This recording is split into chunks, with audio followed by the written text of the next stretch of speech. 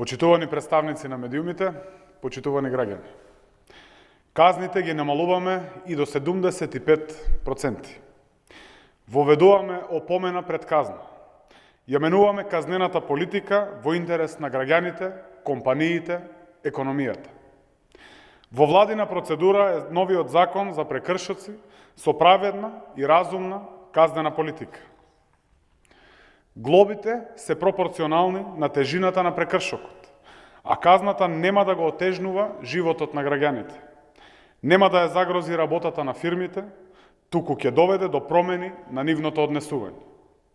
Нема повеќе злоупотреби, самоволие и изживување врз фирмите и граѓаните. Нема веќе пиштење и вриштење и злоупотреби при затворање на фирми, како што се правеше минатото од претходната власт. Глобите за физички лица се намалуваат за 75%. Со измените што ги воведуваме, минималната глоба за физичко лице ќе изнесува 15 евра, а максималната 250 евра, наместо досегашните 1000 евра. За правните лица, за фирмите, при одредување на казната ќе се земе предвид остварениот приход во претходната година, бројот на вработени, како и претходно санкционирање за исти или слични прекршоци. За прв пат се прави и градација помеѓу малите, средни и големи претпријатија, што сметаме дека е правично и праведно. Казните за малите претпријатија се намалуваат за 2,5 пати. Минималната глоба за малите фирми ќе изнесува 50 евра, а максималната 2000 евра.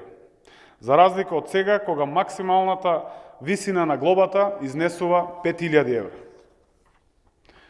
Максималниот износ на глоба за средните и големи претпријатија не може да надминува 10.000 евра. Воведуваме и опомена пред изрекување на казна.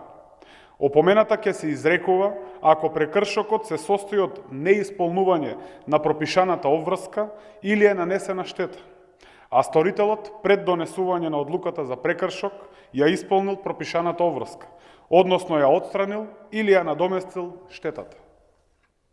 Опомена се изрекува и во случаи кога прекршокот е сторен за прв пат и не предизвикал штетни последици, ниту пак го загрозил јавниот интерес.